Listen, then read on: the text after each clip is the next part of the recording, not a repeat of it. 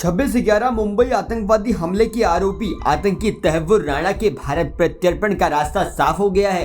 अमेरिकी supreme court ने तहव्वुर की उस याचिका को खारिज कर दिया है जिसमें उसने भारत प्रत्यर्पण के फैसले पर रोक लगाने की मांग की थी। उसने दलील दी थी कि अगर उसे भारत प्रत्यर्पित कर दिया जाता है तो उसे वहां मानसिक और शारीरिक रूप से प्रताड़ित किया जा सकता है। आपको बता दें, इससे पहले तहव्वुर राणा ने अपने भारत प्रत्यर्पण से बचने के लिए कई नई चालें भी चली थी। राणा ने अपने प्रत्यर्पण पर रोक लगाने के लिए अमेरिका की सुप्रीम कोर्ट में आपातकालीन याचिका भी दायर की थी।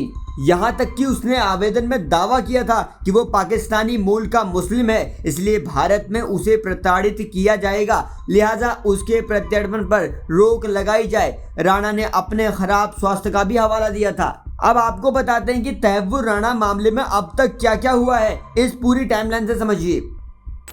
13 नवंबर 2024 को अमेरिकी सुप्रीम कोर्ट में प्रत्यर्पण के खिलाफ याचिका दायर की थी। 16 दिसंबर 2024 को अमेरिकी सॉलिसिटर जनरल एलिजाबेथ प्रीलॉगर ने सुप्रीम कोर्ट से राणा की याचिका खारिज करने का अनुरोध किया। 21 जनवरी 2025 को अमेरिकी सुप्रीम कोर्ट ने राणा की याचिका खारिज कर दी, जिससे भारत में उनके प्रत्यर्पण का रास्ता साफ हुआ। सुप्रीम कोर्ट के फैसले के बाद अमेरिकी विदेश विभाग ने राणा के प्रत्यर्पण के संबंध में अगले कदमों का मूल्यांकन करने की घोषणा की।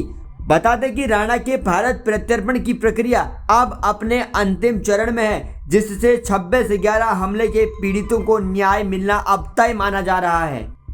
26 नवंबर 2008 को 10 पाकिस्तानी आतंकियों के एक समूह ने अरब सागर में समुद्री मार्ग के जरिए भारत की वित्तीय राजधानी में घुसने के बाद एक रेलवे स्टेशन, 2 होटल और एक यहूदी केंद्र पर हमला किया था। लगभग 60 घंटे तक चले इस हमले में करीब 166 लोग मारे गए, जिसने पूरे देश को झकझोर दिया।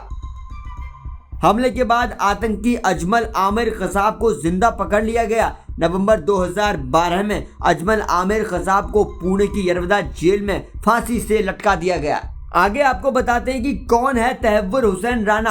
तहव्वुर हुसैन राणा का जन्म पाकिस्तान में हुआ है, वहीं परवरिश हुई। मेडिकल डिग्री हासिल करने के बाद वो पाकिस्तानी सेना के मेडिकल कोर में शामिल हो गया। राणा की पत्नी भी डॉक्टर हैं। साल 1997 में दोनों पति पत्नी कनाडा चले गए थे और 2001 में कनाडा के नागरिक बन गए। साल 2009 में अपनी गिरफ्तारी से कुछ साल पहले राणा ने अमेरिका के शिकागो में एक इमिग्रेशन और ट्रैवल एजेंसी खोली। कोर्ट में बताया गया कि शिकागो में डेविड कोलमैन हेडली के साथ उनकी पुरानी दोस्ती फिर से शुरू हो गई थी।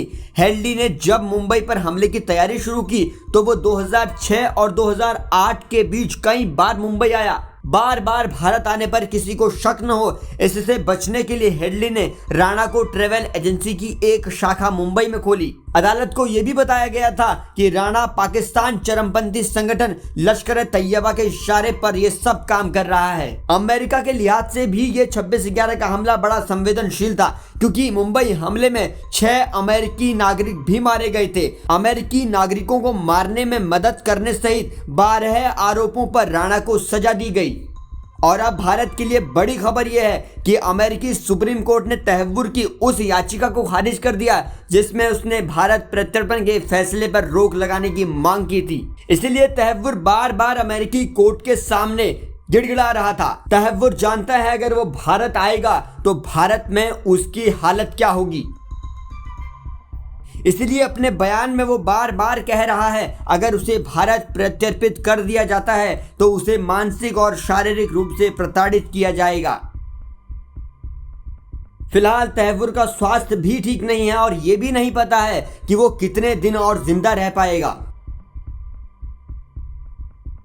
तहव्वुर के प्रत्यर्पण को लेकर हमारी नजर बनी हुई है। आप इस पूरे वीडियो पर क्या कहते हैं, कमेंट बॉक्स में लिखकर बताइएगा और देश और दुनिया की खबरों को जानने के लिए जुड़े रहिए जनसत्ता के साथ।